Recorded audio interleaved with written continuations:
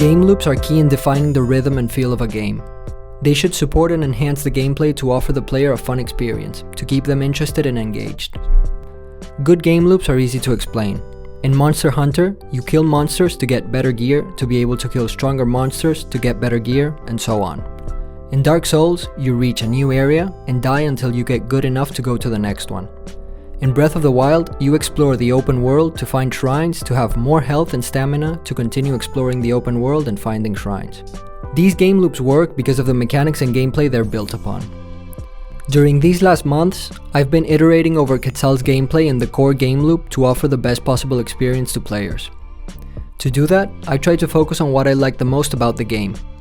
I also asked some friends and people over social media to give me their thoughts about what I had so far, and two themes appeared again and again. Jumping felt smooth and responsive, and shooting back bullets to enemies felt very satisfying. I was very happy to see that people enjoyed the movement. Jumping always felt very nice from the beginning, but it's not enough to justify a game. So I thought of ways to combine these two aspects, and I was able to come up with two results.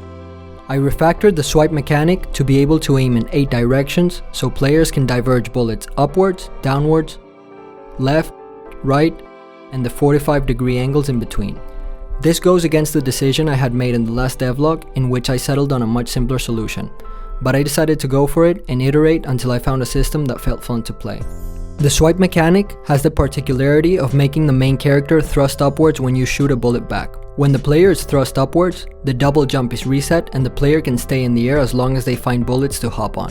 One thing I'm not sure about is if it's clear enough for players that they can double jump again after swiping a bullet.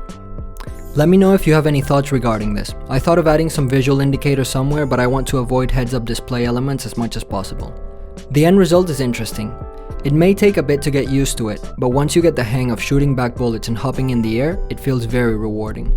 While testing this, I realized I was missing a way to precisely shoot down enemies. With this in mind, I decided to create a new mechanic that allows players to suck in bullets and shoot them wherever they want. This vacuum mechanic works similar to the swipe. Once the player is close enough to a bullet, a green visual indicator appears on the player, letting them know that they can engage with it. Once the player engages with the bullet, the action stops during a short interval. The player has the chance to aim towards wherever they want to shoot the bullet back to. It's sort of a quick time event. There's also a circular meter indicating how much time the player has left. The player will also make a small jump at the end of the event, giving them an opportunity to double jump once again, to strategically position themselves to avoid danger. This ability is called Primal Fireball. In upcoming videos, I want to dig deeper into the lore I'm building and the type of magic that is present in the game. The downside is that this ability is a bit overpowered and slightly breaks the flow of the game. It practically doesn't make sense to swipe anymore if the players can just suck in bullets and snipe enemies all the time. That's where the game loop comes in. The vacuum mechanic needed some sort of limit to avoid overuse. I added a new mechanic that allows players to use the vacuum mechanic only if they have energy. To fill it, the player can break rocks with the swipe to absorb energy from the earth. Rocks are easy to find and spawn fairly frequently, acting as an incentive for players to break as many as possible, to get Primal Fireball often, and break those harder to kill enemies. When getting the power up, the player gets a very clear visual indicator, letting them know that it's ready. He also emits a bit of light. The game loop would end up being break, collect, aim, and destroy. Let me know what you think of this ability. I'm very excited about the state the game is in and to see what people think about it. I want to set a demo release date soon, to get as much feedback as possible, so let me know if you'd be interested in participating as the first playtesters. Thanks for watching and see you guys soon.